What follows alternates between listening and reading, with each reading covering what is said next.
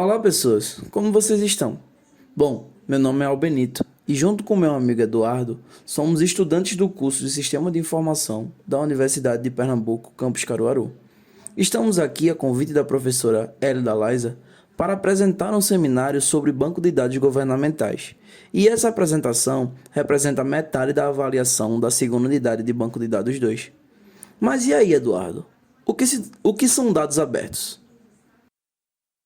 Dados abertos são dados que podem ser livremente usados, reutilizados e redistribuídos por qualquer pessoa, sujeitos no máximo à exigência de atribuição da fonte e compartilhamento pelas mesmas regras, promovendo a interoperabilidade entre sistemas.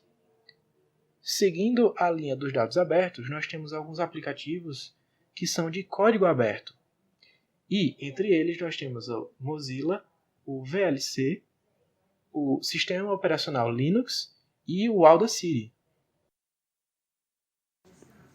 Seguindo adiante, vamos falar sobre um esquema criado por Berners-Lee, que é a escala de dados abertos, que fundamentalmente teve como ideia de agrupar e organizar todos os modelos de dados abertos, que se divide em dados de 1 até 5 estrelas, onde a primeira estrela são dados de licença aberta. Na segunda estrela, o dado tem que estar disponível tanto em licença aberta e também tem que ser estruturado.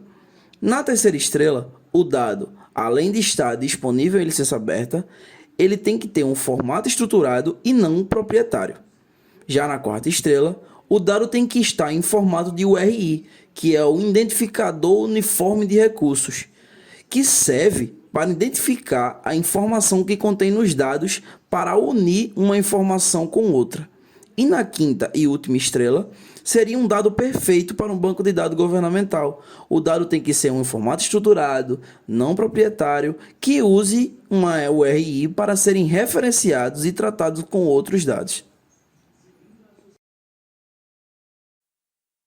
Bom, já que a gente já falou sobre a definição do que seriam dados abertos, vamos ver agora o que não é considerado uma abertura de dados governamentais. O exemplo é uma cena do seriado Suits. Files are in conference room C. Why wouldn't they bring them to my cubicle? They're trying to bury you in paperwork.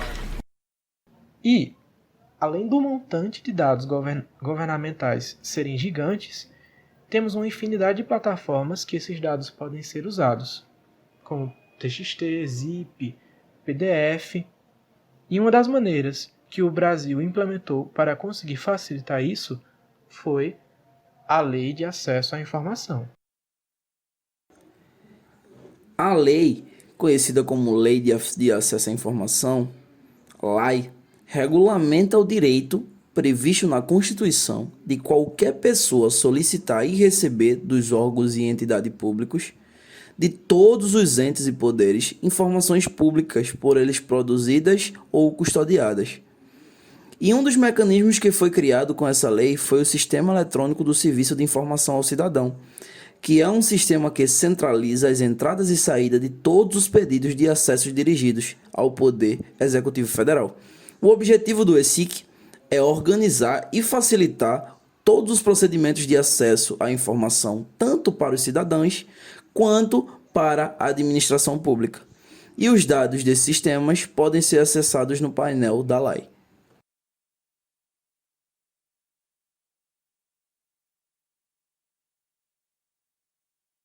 Além da lei, algumas instituições foram criadas para idealizar a manipulação desses dados no Brasil e no mundo.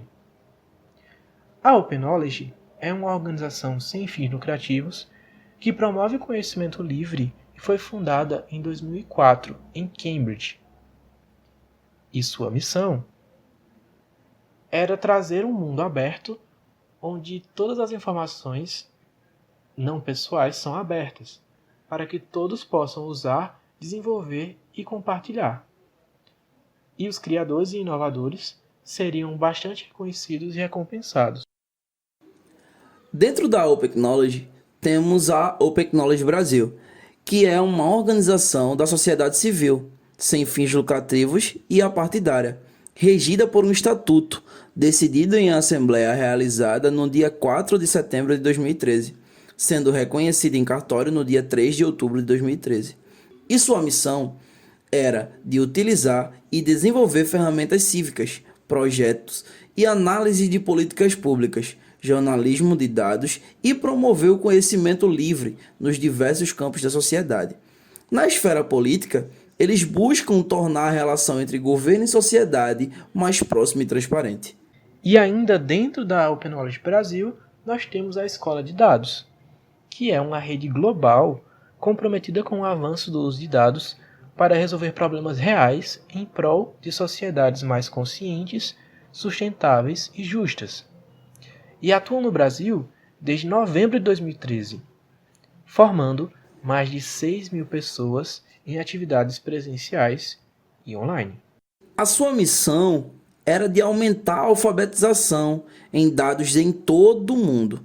E para isso desenvolvem capacitações, engajam comunidades e produzem novos recursos e metodologias de aprendizagem. Por fim, dentro da Escola de Dados, nós temos um evento que se chama Coda BR, que é um evento que a Escola de Dados organiza anualmente com grandes parceiros. A programação do evento traz dezenas de workshops para você aprender com especialistas renomados em melhores técnicas para enriquecer seu trabalho. Por sinal, já estamos na 5ª edição da Conferência Brasileira de Jornalismo de Dados e Métodos Digitais, que acontece inteiramente online entre os dias 2 e 7 de novembro. Meu workshop favorito foi Anonimização, Veracidade dos Dados e LGPD, que fala, entre outras coisas, que a Lei Geral de Proteção de Dados cita ainda o dado anonimizado, que é aquele que originalmente era relativo a uma pessoa, mas que passou por etapas que garantiram a desvinculação dele a essa pessoa.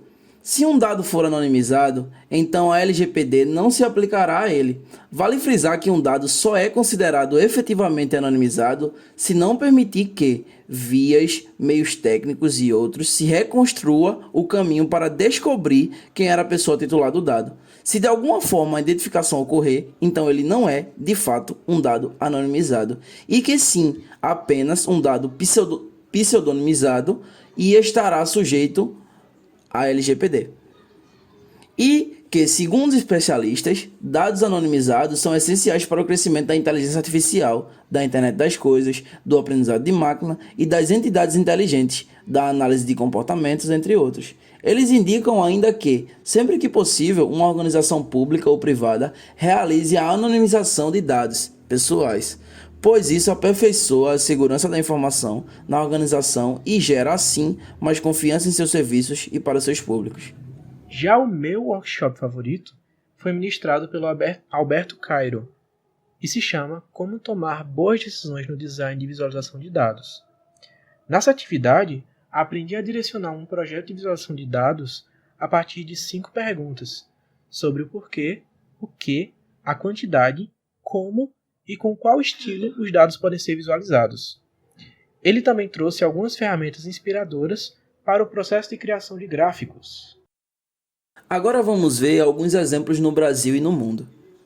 Um exemplo de aplicativos que usam dados abertos governamentais é o Serenata de Amor, que é um projeto aberto que usa ciência de dados. As mesmas tecnologias utilizadas por gigantes como Google, Facebook e Netflix, com a finalidade de fiscalizar gastos públicos e compartilhar as informações de forma acessível a qualquer pessoa. Outro exemplo é o Open Trials, que reúne registros médicos, revistas acadêmicas e separa ele em 3 grandes visões: a do cidadão, a do pesquisador e a do paciente. Outro exemplo muito importante é o que acontece na Suíça, que é o Portal Central de Gestão Pública na Suíça, o Open Data Swiss, que serve para informar aos cidadãos tudo o que se passa no seu governo. E o legal dele é que ele separa esses projetos em categorias, que vão desde a área de segurança pública, como de saúde ou educação. Já aqui no Brasil, a gente tem o Divulga Can de Contas, que é um sistema criado pelo TSE para consulta de dados de candidaturas pelos eleitores, tanto do ano atual quanto dos anos anteriores. E aí, um complemento a esse sistema chama-se CPESP Data, que traz os dados de forma mais estruturadas, de maneira que podemos usá-los, por exemplo, em consultas SQL, e ele também fornece uma API de consulta. E é isso, pessoal. Muito obrigado. Essa foi a nossa apresentação. Agradecemos a atenção e qualquer dúvida é só mandar um e-mail para um de nós dois que está aí na tela. Muito obrigado.